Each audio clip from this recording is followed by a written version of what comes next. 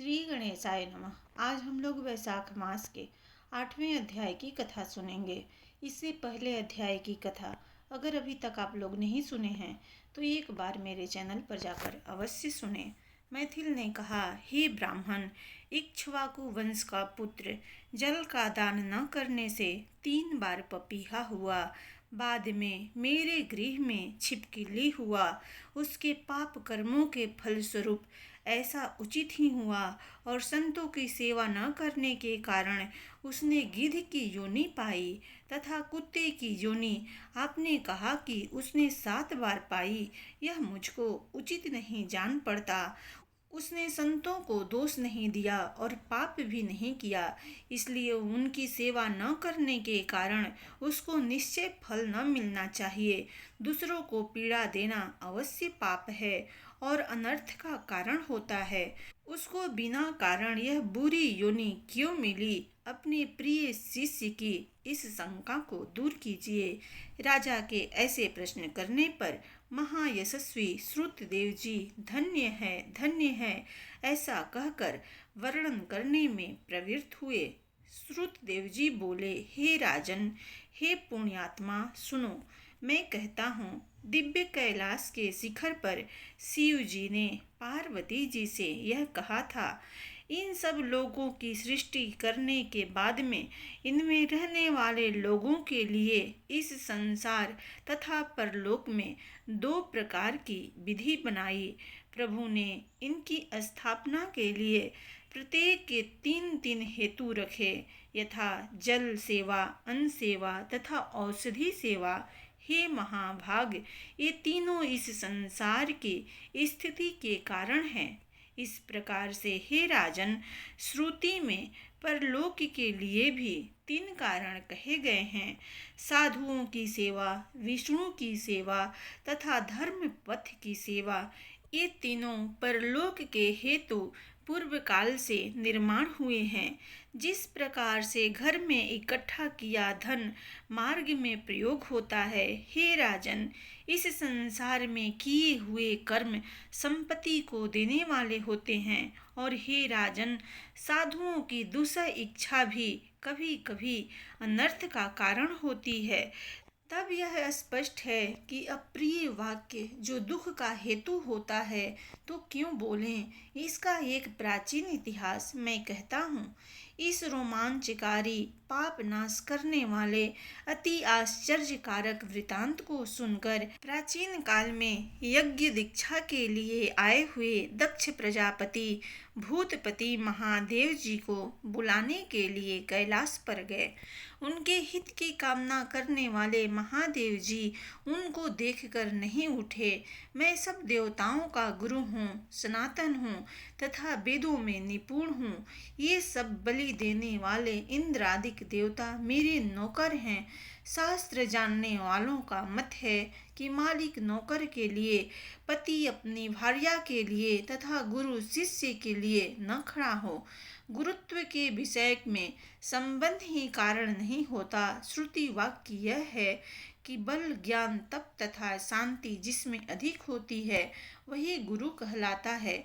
इनके सिवाय वे नीच भृत्य हैं जो स्वामी इत्यादि के आने पर आदर के लिए खड़े नहीं हो जाते। उनकी आयुष, धन तथा यश और संतति शीघ्र नष्ट हो जाती है। इसलिए यद्यपि यह मेरा प्रिय और ससुर है तो भी मैं नहीं खड़ा होता। इस प्रकार सोचकर उसके हित को चाहने वाले शिव जी अपने आसन से नहीं उठे। शिव जी को न उठे देखकर प्रजापति बड़े क्रुद्ध हुए और महादेव जी के सामने ही अनेक प्रकार से उनकी निंदा करने लगे। वाह, इस दरिद्र अकृतात्मा को बड़ा घमंड है, जिसका धन अधिक व्यय वाला बैल है, जिसके शरीर में चमड़ा ही शेष रह गया है, कपालिस्त धारण करता है, ये स्वयं बड़ा पाखंडी है। ईश्वर पर वृथा अहंकार करने वाले को कैसे कल्याण देगा? संसार में नीति जानने वाले जानते हैं कि चर्मधारी यह पवित्र है। यह दरिद्र शीत से त्रस्त होकर हाथी के अपवित्र चमड़े को धारण करता है, जिसका घर शमशान है और सर्प आभूषण है, न इसमें धैर्य है न ज्ञान है। वृकासुर ने इसको भगा दिया था। दिन रात भूत प्रेत पिशाच इत्यादि दुर्जनों का इसका साथ है। न इसके कुल के विषय में कुछ सुना जाता है, न यह साधुओं से प्रशंसा किया जाता है। दुरात्मा नारद ने पूर्व काल में वृथा इसकी प्रशंसा किया। इसी के समझाने पर मैंने अपनी कन्या सती को ब्याहा। वह भी पृथक धर्म की हो गई और सुख से इसके घर में रहती है। हम लोगों से प्रशंसा करने योग्य यह नहीं है और हमारी कन्या भी गई, जैसे कुम्हार का घड़ा चंडाल के हाथ चला गया हो। इस प्रकार से दुर्बुद्धि दक्ष सती तथा शिव को बिना बुलाए उनकी बड़ी निंदा करके चुपचाप घर चला गया। तब यज्ञशाला में जाकर ऋत्विक तथा मुनियों के साथ शिव जी की निंदा करते हुए यज्ञ करने लगा। ब्रह्मा तथा विष्णु को छोड़कर सब देवता आए तथा सिद्ध चारण गंधर्व यक्ष राक्षस तथा किन्नर लोग भी आए। तब भी पुण्यवती सती देवी स्त्री जाति की चंचलता से प्रलुब्ध होकर उत्सव देखने तथा आए हुए बंधुओं को देखने के लिए उत्सुक हुई। चंचल स्त्री स्वभाव के कारण महादेव जी के रुके जाने पर भी अवश्य जाना चाहिए, यह निश्चय करके जाने को उद्यत हो गई। शिव जी ने कहा, हे वरवाणिनी, वह सदा सभा के बीच मेरी निंदा करता है, वह तुमसे सही न जाएगी। उसको सुनकर तुम सचमुच शरीर को त्याग दोगी। मेरी कृपा की इच्छा करने वाली तुमको न सहने की बात भी सहना पड़ेगा। हे देवी, मैंने जैसा किया है वह तुमसे न होगा, इसलिए तुम यज्ञशाला में मत जाओ, निश्चय तुम्हारा कल्याण न होगा। इस प्रकार से समझाई जाने पर भी सती चपलता के कारण फिर भी गई। सती घर से अकेली पैदल चलने लगी। ऐसा देखकर बैल ने शीघ्र ही उसको अपने कंधे पर बैठा लिया। करोड़ों भूत समुदाय तब सती के पीछे पीछे यज्ञशाला में जाकर वह अंतःपुर में गई। सती को देखकर सब लोग चुप रहे। यह देखकर दुखी होकर वहां से निकली और पति के वचन को स्मरण करके यज्ञशाला में गई। सब लोगों ने तथा उसके पिता ने उसको देखकर आशीर्वाद नहीं दिया। वह रुद्र की आहुति तक पिता की चेष्टा देखती हुई चुपचाप खड़ी थी। रुद्र को छोड़कर आहुति देते देते आंख में आंसू भरकर देवी बोली, जो मनुष्य बड़ों का उल्लंघन करते हैं उनका प्रायः कल्याण नहीं होता। लोक के निर्माण करने वाले, लोक के पोषण करने वाले, सबके प्रभु तथा नाश न होने वाले ऐसे शंभु को हवि क्यों नहीं दी जाती। इन आए हुए महात्माओं में से एक ने भी तुम्हारी दुर्बुद्धि हरण नहीं किया। इनका भाग्य भी उल्टा देख पड़ता है। उसके ऐसा भाषण करने पर पूषा देव हंसने लगे और अभागा भृगु मुक्ष दाढ़ी फटकारने लगे। दूसरे भुजा पैर जांघ और आंख फटकारने लगे और हत्य भाग उसका पिता निंदा करने लगा।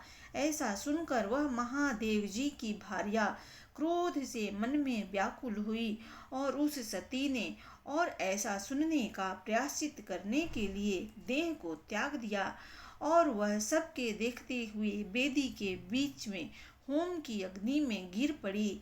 तब बड़ा हाहाकार हुआ और जल्दी ही शिव जी के गण दौड़े और उन्होंने महादेव जी से सब वृतांत कहा। यह सुनकर महादेव जी ने यमराज के समान एकाएक उठकर हाथ से एक जटा उखाड़कर उसको पृथ्वी पर पटका। तब विपुल शरीरधारी महाबली वीरभद्र उत्पन्न हुआ। उसको 100 भुजा हुई और उसका तेज यमराज के समान था। वह हाथ जोड़कर खड़ा हुआ और उसने शिव जी से कहा, जिस निमित्त आपने मुझे उत्पन्न किया है उस काम में मुझे लगाइए। ऐसा कहने पर क्रुद्ध महादेव जी ने सामने खड़े हुए उससे कहा, तू मेरे निंदक दक्ष को मार डाल, उसी के कारण मेरी प्रिया मरी। इसी महाबली के साथ भूतों के समुदाय भी जावें।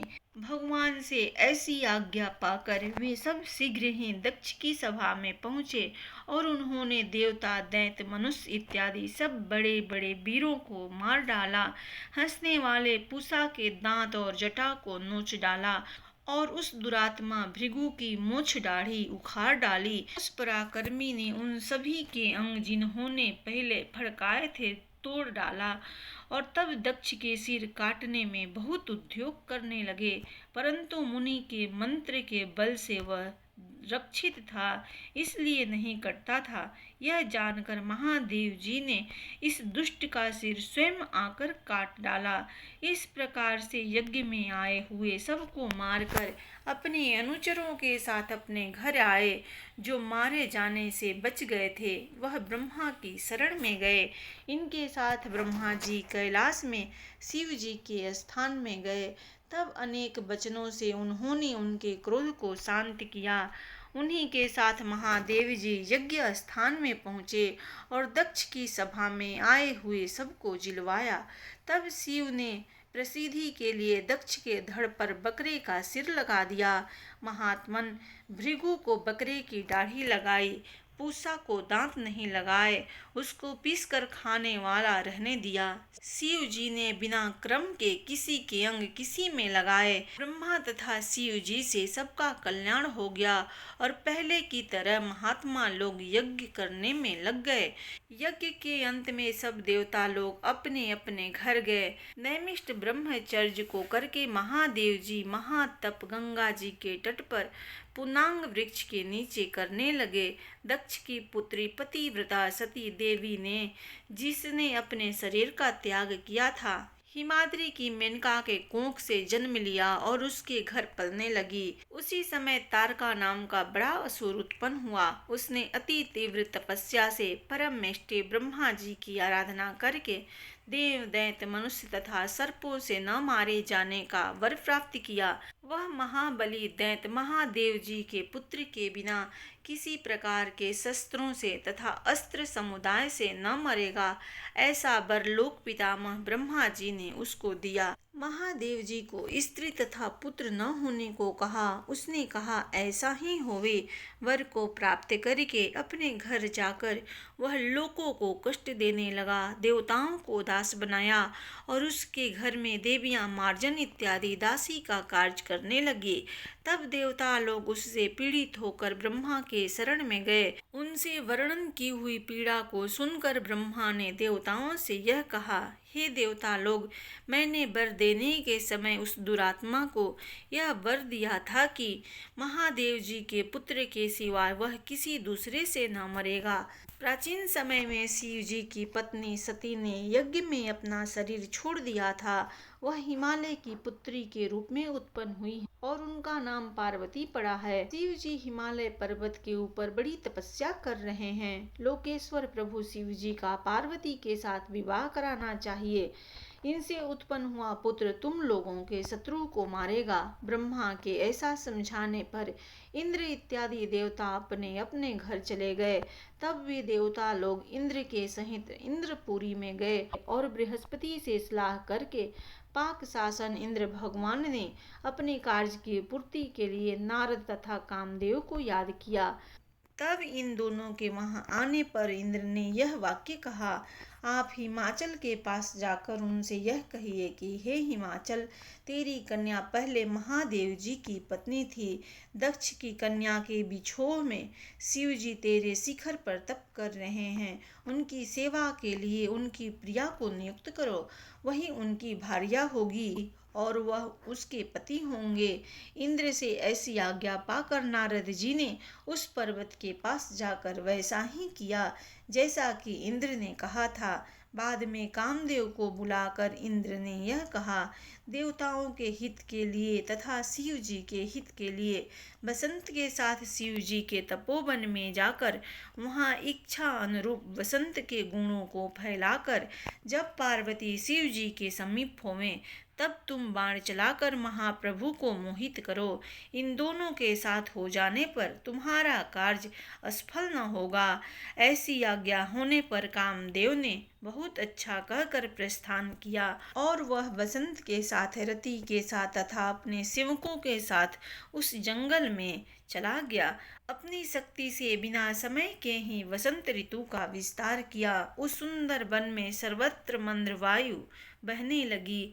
कदाचित महादेव ने भी पार्वती की सेवा से प्रसन्न होकर उसको अपनी गोद में बैठाकर कुछ बातचीत करना आरंभ किया। प्राण प्रिया के संग का यही समय है, ऐसा निश्चय करके उत्तम धनुष को लेकर शिव जी के पीछे की ओर चला गया और पेड़ को आड़ बनाकर एक बाण छोड़ा और दूसरा छोड़ने के लिए बड़ा उद्योग कर रहा था। इतने में मोहित चित होकर शिव जी चिंता करने लगे, मेरा मन तो कभी चलायमान नहीं होता, किसने इसको चंचल कर दिया। इस चिंता से व्याकुल होकर उन्होंने बाईं ओर कामदेव को देखा।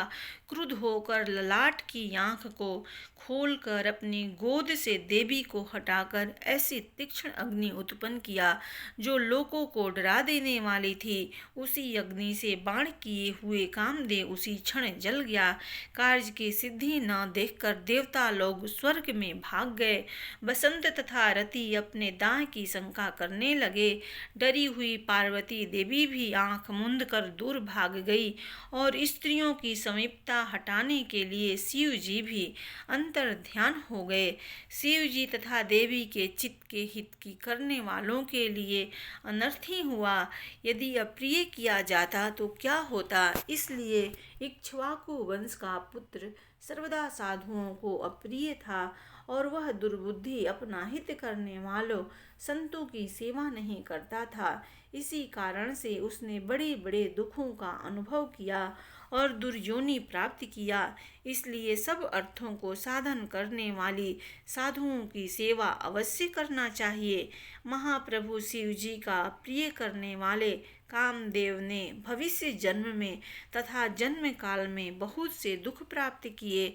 जो लोग इस पुण्य इतिहास को दिन रात सुनते हैं वे जन्म, मृत्यु, बुढ़ापा इत्यादि से मुक्त हो जाते हैं, इसमें कोई संदेह नहीं है। श्री स्कंद पुराण के वैशाख महात्म्य के नारद और अम्बरीश के संवाद में कामदहन नाम का 8वां अध्याय समाप्त हुआ। प्रेम से बोलिए भगवान विष्णु की जय।